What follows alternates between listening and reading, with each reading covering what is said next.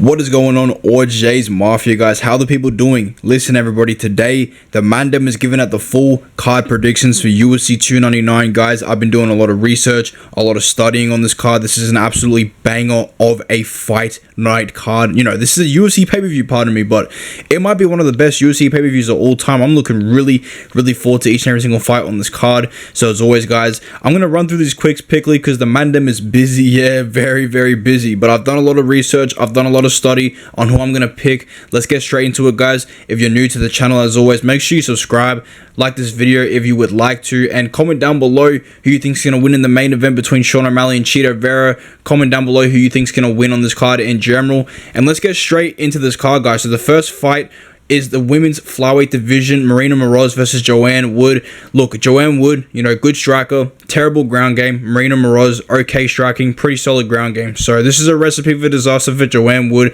I think Marina Moros is going to go in there, either submit her or dominate her to a decision. Give me Marina Moros to win this fight. You know, these two have already fought in the past. Marina Moros submitted Joanne Wood in one round, and I think Moros is going to beat her again by decision. So give me Marina Moros. We move on into the next fight, guys, in the flyweight division. CJ Vergara versus Asri Almobayev. Asri Almobayev seems to be the real deal, man. This guy's 18-0, or 18-2, pardon me, from Kazakhstan. Recently coming off a UFC debut victory against Ode Osborne. Got a second round submission. He's got good fucking takedown entries, man. Really solid wrestling for a flyweight. Really dominant on the ground. And he's got pretty good striking to compensate for it. CJ Vergara, on the other hand, very mid-tier flyweight. I don't ever see him being in the top 15 at flyweight, and he's a very 50-50 fighter. So for that, give me Asri Almobayev to win this fight by domination, decision, 30-27, or second round submission. We move on into the heavyweight division. Rebeldes to Spain versus Josh Parisian. I've been picking Rebeldes to Spain. You know, I've been trying to look for any reason to pick Josh Parisian, but I don't think he's good at all. You know, he doesn't really have that many skills. He's an okay striker with no takedown defense. I think Rebeldes to Spain, former Taekwondo world champion, bronze medalist, whatever it is. You know, this guy has the longest reach in UFC history at 87 inches. Immediately surpasses John Jones, which is fucking insane. Look, I think he's going to go out there and KO Josh Parisian in the first round with a brutal head kick. Give me Rebeldes to Spain to win this fight by knockout in round one. I'm not as confident as other people are on Rebeldes to Spain, but I think he gets the job done nonetheless. I think he passes the Josh Parisian test. But we move on into the light heavyweight division. Felipe Lins versus Ion Cutelaba. This is a very 50-50 fight, and I'm going to go with the underdog in Felipe Lins. I think that Felipe Lins gets the job done here. There's something about Felipe Lins that I like. As of right now, he's on a 3-fight winning streak. He's making a career resurgence, and he's juiced to the gills. And that's just all. That's really all you need to know. He's got a nice overhand right, you know, a lot of power in his striking, and he's a technical guy, but he's very physically strong. You know, he tries to hold you up against the cage and kind of uses grappling. He's got decent takedowns, decent jiu-jitsu. Ion Cutelaba is pretty good. You know, he's a good fighter.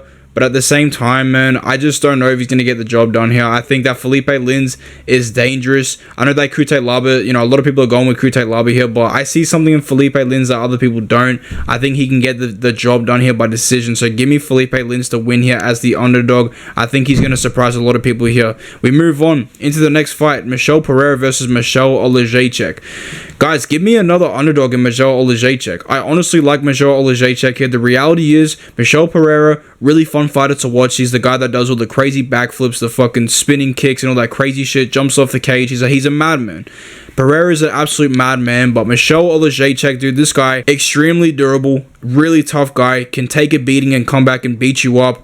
And I honestly think that this is a bad matchup for Michelle Pereira. I think that Pereira is going to be able to kind of strike with him, you know, probably beat him up on the feet. But Michelle Oleksiejczuk not only has a lot of power in his hands, he keeps a pretty solid pace throughout the fight. You know, he kind of walks you down, likes to land the biggest shots, kind of gets your respect, and he kind of owns the fight from that point on. So the reality is, guys, I think Michelle Pereira is going to have a great first round here. I think he's going to beat the dog shit out of Michelle Oleksiejczuk, you know, land a bunch of punches on this guy. But then eventually, I think in the second round, you know, after the first round that he won, I can't even say his fucking name right, bro. Michelle Pereira, I think he's going to slow down a lot. And I think Michelle Oleksiejczuk is going to pick up the pace. I think he's going to start landing a lot more accurate shots on Pereira, start hitting him with some bombs, and I think he might even be able to mix in the takedowns. I just don't know how Pereira's gas tank is, to be honest with you, at middleweight. It's probably better, But I like ALGORIDGMO here to get the job done. I think he's going to make the fight dirty and, really put hell on Michel Pereira and get the 29-28 unanimous decision victory. We move on into the next fight, guys. We have Pedro Munoz versus Phillips. I'm taking Pedro Munoz here, another underdog.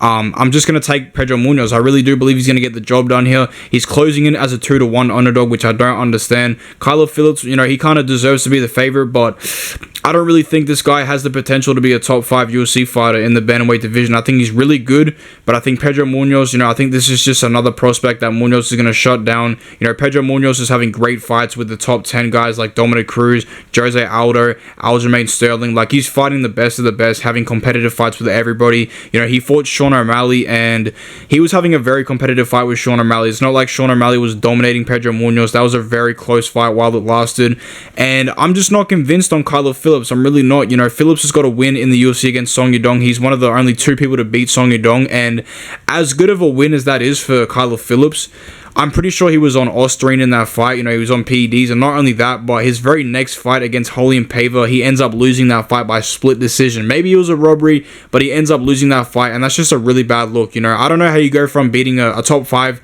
UFC bantamweight to losing to like a top 25 bantamweight, that you should never be losing to. So the inconsistency is my main worry about Phillips, and I think he might be off the sauce as well, so he's not going to be as explosive, and he's not going to look as good as he did against Son Yong. I really do believe that. I think that Phillips might look a bit slower here, and I'm going to trust an old man Pedro Munoz to get the job done here, guys. I think he's going to show Phillips that there's levels in the bantamweight division, send Phillips back down the rankings. But we move on. My pick is Pedro Munoz, just in case you didn't know. We move on to the next fight, guys. Mateusz Gamrot versus RDA, Rafael dos Anjos. I'm not going to spend too much time on this pick. Mateusz Gamrot's going to absolutely dog walk RDA. I think he's going to dominate Rafael dos Anjos 3-0. I think Mateusz Gamrot's going to dominate RDA with the wrestling, just the grappling in general, getting single legs, double legs, taking the back of RDA constantly, just controlling him consistently, just dominating Rafael dos Anjos. RDA's old.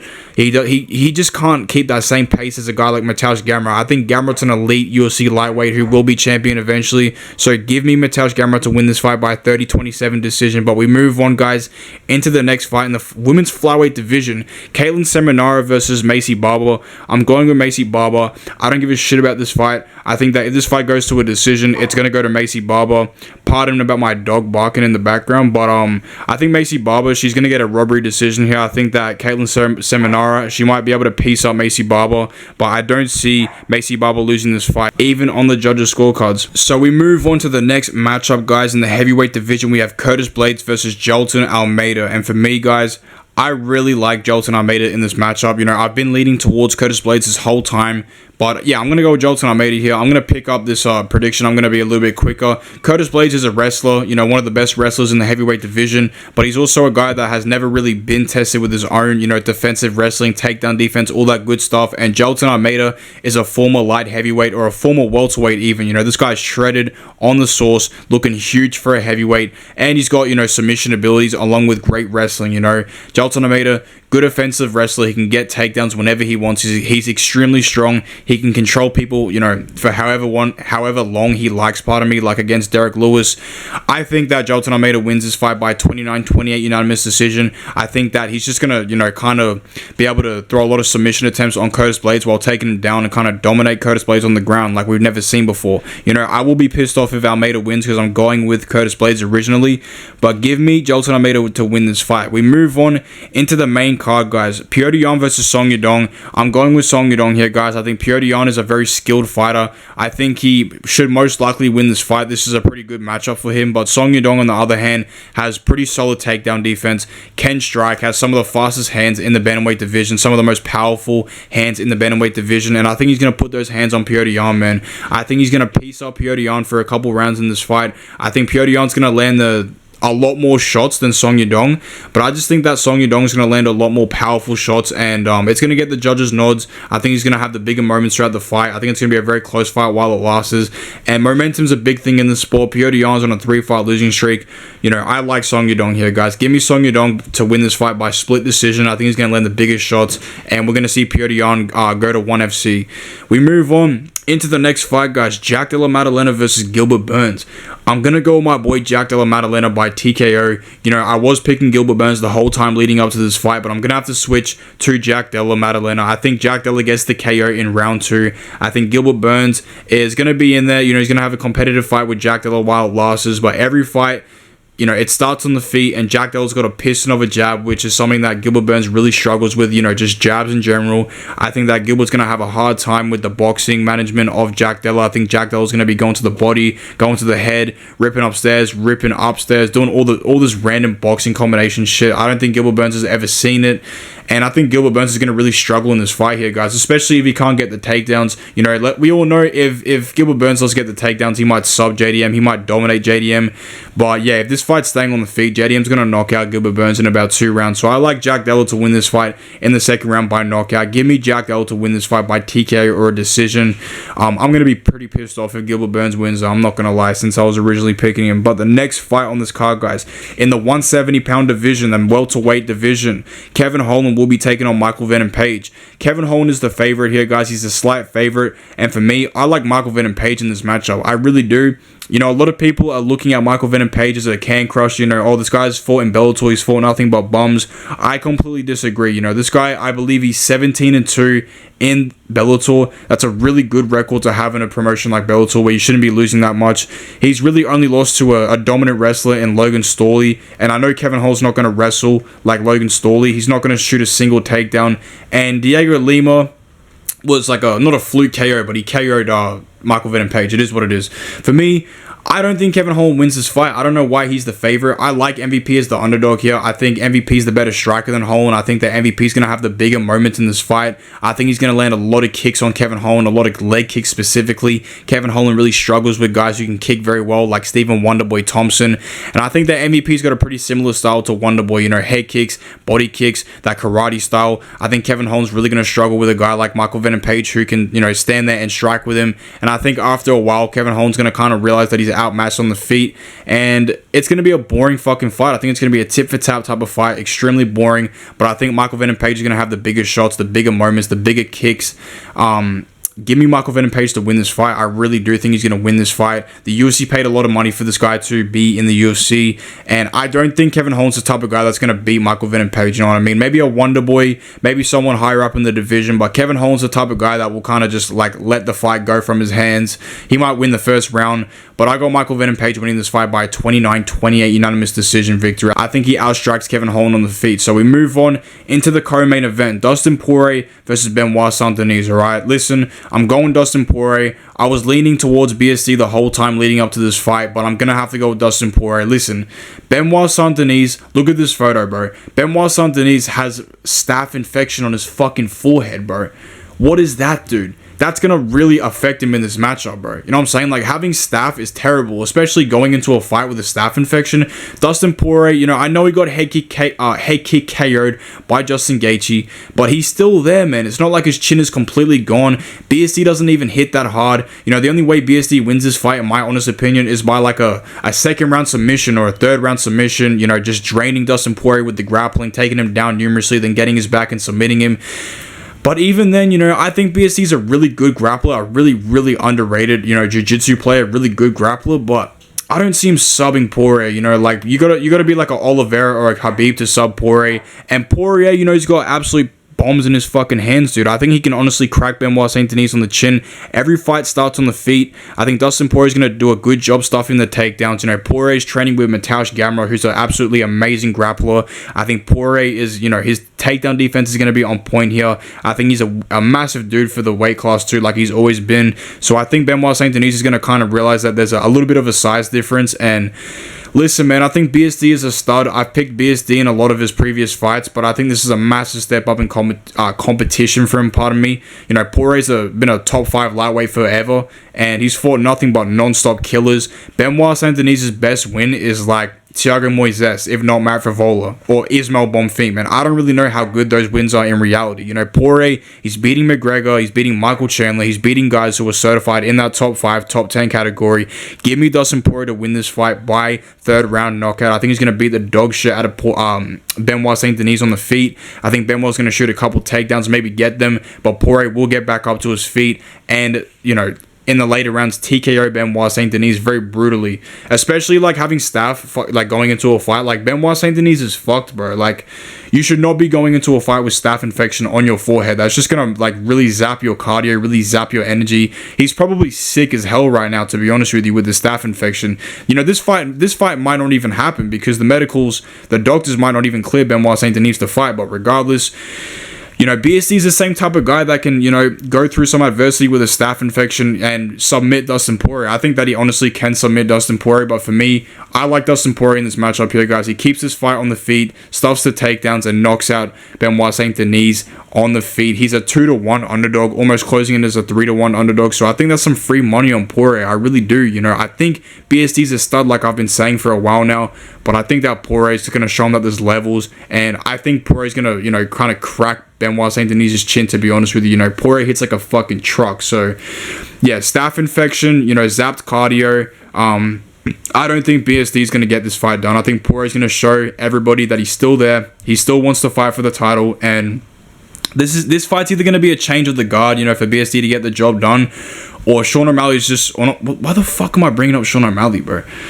Guys, I got Dustin Poirier by round 3 knockout, alright? It's either a Benoit Saint Denis submission for me or a Dustin Poirier TKO, and I'm going on my boy Dustin Poirier. Guys, we have finally made it to the main event, alright? We have Marlon Chito Vera taking on Sean O'Malley. You guys know what my prediction is. I'm going with Sean O'Malley. I think that Sean O'Malley is going to piece up Chito Vera for 5 rounds straight. You know, I know that Marlon Chito Vera has gone 5 rounds in the past, and Sean O'Malley hasn't. But I think O'Malley is, you know, a guy that can go 5 rounds. I think he's got really good cardio. He doesn't seem like a guy that really gasses out unless you kind of utilize the grappling on him like Petr Yan did. I think that Sean O'Malley is a way better kickboxer than Chito Vera. I think that even if Chito Vera lands a good shot on Sean O'Malley, O'Malley's got a good fucking chin, man. You know, O'Malley's got a really good chin, an underrated chin. He was taking bombs off Petr Yan. He's not a chinny guy at all. And I think he's going to do an Izzy here. I really do believe that Sean O'Malley's going to do an Israel Adesanya here. He's going to put on an Izzy clinic, you know, kind of run around the cage, throw kicks every 2 minutes, you know, kind of just throw a lot of feints, keep Chito Vera guessing. A lot of people think that Sean O'Malley can KO Chito Vera. Well, you know, Chito Vera has never been knocked out in his career, so I don't see it happening. I just think that Sean O'Malley is going to be throwing multiple feints out there every second, throwing teeps, leg kicks. I think he's going to chop Chito Vera with the leg kicks, like absolutely dog walk Chito Vera with the leg kicks, the body kicks, the head kicks. I think he's gonna look like a world champion out there, man. I think he's gonna beat the dog shit out of Chito Vera. I really do. I think Vera's gonna have no option but to kind of run in and take chances, because if he doesn't take chances in this matchup, O'Malley's gonna absolutely school him. And I'm predicting the fight to play out with Sean O'Malley dominating the first 3-4 rounds and Marlon Chito Vera, you know, having a really good 4th, 5th round. So for me, guys, 3-2 Sean O'Malley. I think Sean O'Malley wins this fight 49-46. And yeah, it's O'Malley season, bro. You know what I'm saying? I'm not even the biggest fan of Sean O'Malley. Like, if you saw my last video, quote unquote, apparently I was hating on Sean O'Malley, but I really wasn't. And you know, I like O'Malley's fighting style. I think he's just really good. I think he's gonna beat Chito Vera. You know what I mean? I don't see Chito Vera getting the job done, but for me, give me Sean O'Malley to win this fight by 29-28, or fuck's sakes, bro, 49-46 decision win. All right, but guys, those are my picks for UFC 299. I want to say, guys, thank you so much for watching the video. If you made it this far, don't forget to go ahead and do your boy a favor. Smash the like button. Comment down your predictions down below. Who do you think is going to win the main event, guys? Who do you think is going to win on this card in general? Don't forget to like this video. Subscribe to the channel if you're new. I'm going to be live for the fights this weekend, guys, at UFC 299. So make sure you stop in. Come say what's up to your boy. But as always, guys, I hope to see you around for the stream. And until then, guys, take care, my brothers. Zeus.